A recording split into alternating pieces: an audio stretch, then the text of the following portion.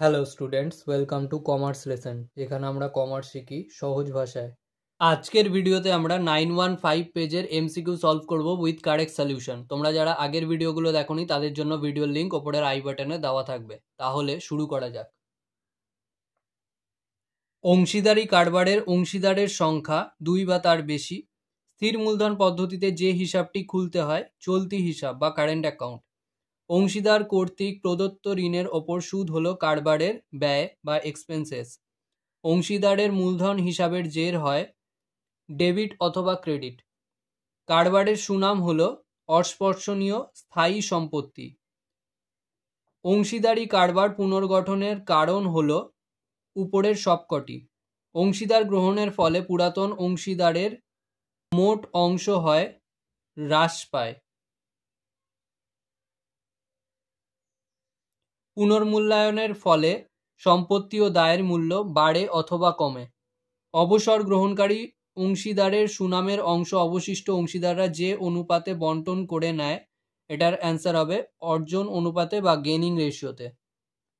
অংশীদারের মৃত্যুতে কারবারটি ড্যাশ হতে পারে, বন্ধ, পুনর্গঠিত, সচল থাকতে পারে যে কোনো একটি। এটার অ্যান্সার হবে যে কোনো একটি।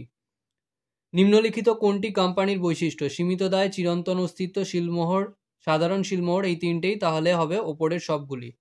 শেয়ার অ্যালটমেন্ট অ্যাকাউন্ট হলো পার্সোনাল অ্যাকাউন্ট। বর্তমান কোম্পানি আইনে যে ধারায় অবহারে অর্থাৎ ডিসকাউন্টে শেয়ার বিলির বিধান আছে 53। অভিহিত মূল্যের তুলনায় অধিক মূল্যে শেয়ার বিলিকে বলে ড্যাশ বিলি, অধিহারে বিলি। শেয়ার বিলির অধিহারের সর্বোচ্চ হার কত? সর্বোচ্চ হার নেই। বাজেয়াপ্ত শেয়ার পুনর্বিলি করা যায় যে হারে, তো সমহারে, অধিহারে, অবহারে তিনটেই করা যায়, তাহলে ওপরের যে কোনো একটিতে। তলবি মূলধনের যে পরিমাণ আদায় হয়েছে তাকে বলে পেড আপ ক্যাপিটাল। ঋণপত্রের বা ডিবেঞ্চারের ওপর প্রদেয় সুদ হলো কোম্পানির ব্যয় বা এক্সপেন্সেস। নিম্নলিখিত কোনটি মালিকানা তহবিলের অন্তর্ভুক্ত নয়? তো এটার অ্যান্সার হবে সুনাম বা গুডউইল। নিম্নলিখিত কোনটি আর্থিক বিবরণী বিশ্লেষণের কৌশল? এটার অ্যান্সার হবে ট্রেন্ড অ্যানালিসিস। চলতি অনুপাতের আদর্শ মান হলো 2:1। অ্যাসিড টেস্ট রেশিও হলো প্রকৃতপক্ষে কুইক রেশিও। কুইক রেশিওরই আরেক নাম হলো অ্যাসিড টেস্ট রেশিও।